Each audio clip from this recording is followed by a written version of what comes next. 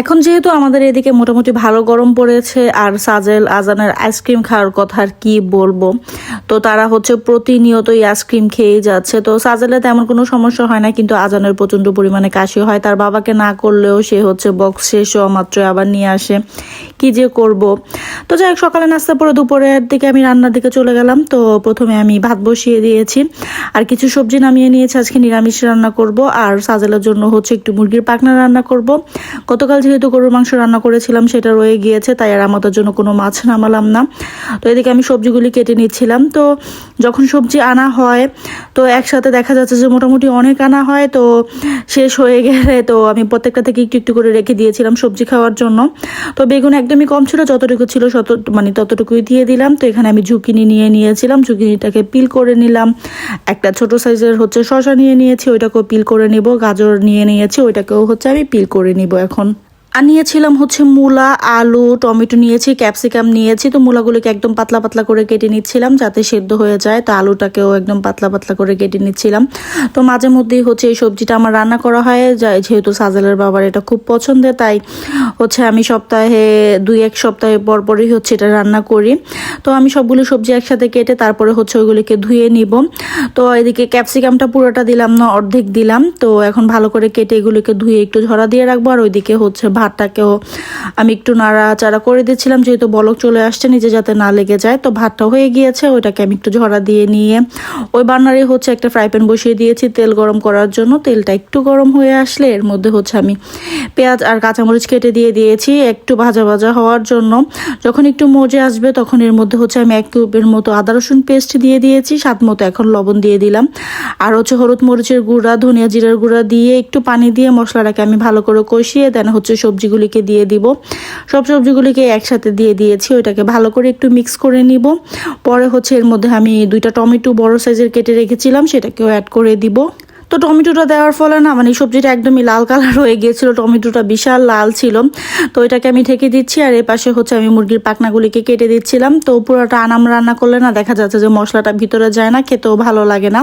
তো এখন আমি এগুলিকে ভালো করে ধুয়ে নিয়েছি, একটু হলুদ মরিচের গুঁড়ো আর হচ্ছে লবণ দিয়ে এটাকে মেখে নিব। দেন হচ্ছে এটাকেও আমি ভেজে নিব। তো ভেজে রান্না করলে খেতে ভালো লাগবে। তো আমি অন্য বার্নারে হচ্ছে সবজিটাকে দিয়ে একটা বার্নারের মধ্যে প্যান বসিয়ে দিয়েছি, তেল গরম হয়ে গিয়েছে, ওইটার মধ্যে হচ্ছে আমি সব পাখনাগুলি একসাথে দিয়ে দিলাম, ওইটাকেও আমি ভেজে নিব এখন ভালো করে। আর এদিকে সবজিটাকে একটু নাড়াচাড়া করে দিচ্ছিলাম। যখন কষানো হয়ে গিয়েছে এখানে আমি 1 কাপ হচ্ছে গরম পানি দিয়ে দিয়েছি, এখন ঢেকে দিলাম। আর ওইদিকে পাখনাগুলিও ভাজা হয়ে গিয়েছে, এখন হচ্ছে ওইগুলিকে আমি তুলে নিব। যদি কিছু রান্না থাকে তাহলে দেখা যাচ্ছে যে ওই দিন একটু সহজই হয়, যে আমাদের জন্য আর তেমন করে কিছু করা লাগেনি। তো শুধু সবজি করেছিলাম। তো আর পাশাপাশি হচ্ছে মুরগির পাখনা যদি সাদালা বাবা মন চায় তাহলে খাবে, আর তা না হলে হচ্ছে মাংস আর হচ্ছে আমার ফ্রিজে কিছুটা মাছ রান্না করা ছিল, সেটাকেও আমি একটু গরম করে নিব বের করে। তো আমি এদিকে মাংসটার জন্য মশলাটা ভালো করে কষিয়ে নিয়েছি। এখন হচ্ছে এর মধ্যে আমি যে পাখনাগুলি ভেজে রেখেছিলাম সেগুলিকেও দিয়ে দিব, আর হচ্ছে কয়েকটা আলু একসাথে দিয়ে দিব, যেহেতু পাখনাগুলি ফার্মের মুরগি, সেদ্ধ হতে একদমই টাইম লাগবে না। আর ওইদিকে আমি মাঝে মধ্যেই হচ্ছে সবজিটাকে একটু নাড়াচাড়া করে চেক করে নিচ্ছিলাম যে সবগুলি সবজি সেদ্ধ হয়েছে কিনা। তো একদম ভালোভাবে হচ্ছে সবজিগুলি সেদ্ধ হয়ে গিয়েছে। মাংসটাকে আমি ভালো করে কষিয়ে নিচ্ছিলাম। এখন হচ্ছে এর মধ্যে আমি গরম পানি দিয়ে এখন এটাকে আমি ঢেকে দিব।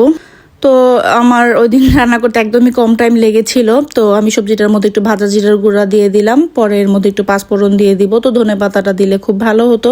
তো আমার ফ্রিজে ধনেপাতা শেষ হয়ে গিয়েছিল আর আমার বাইরে যাওয়া হয়নি। আর আমি রান্না করতে করতেই হচ্ছে এদিকে কিচেনটাকেও ক্লিন করে নিয়েছিলাম। তো হাঁড়ি পাতিলা যা যা বের হয়েছে সেগুলোকেও আমি ধুয়ে পুরো সিঙ্কটাকে হচ্ছে আমি একদম ক্লিন করে নিয়েছি। এদিকে আমার রান্নাও চলতেছিল আর আমার কাজও হয়ে গিয়েছে। তো এই তো সবজিটা হয়ে গিয়েছে, এখন আমি রান্নাটাকে বন্ধ করে দিব। আর ওইদিকে হচ্ছে মাংসটার মধ্যে আমি একটু ভাজা জিরের গুঁড়া দিয়ে দিব, পাশাপাশি হচ্ছে গরুর মাংসটাকে একটু গরম করে দিব।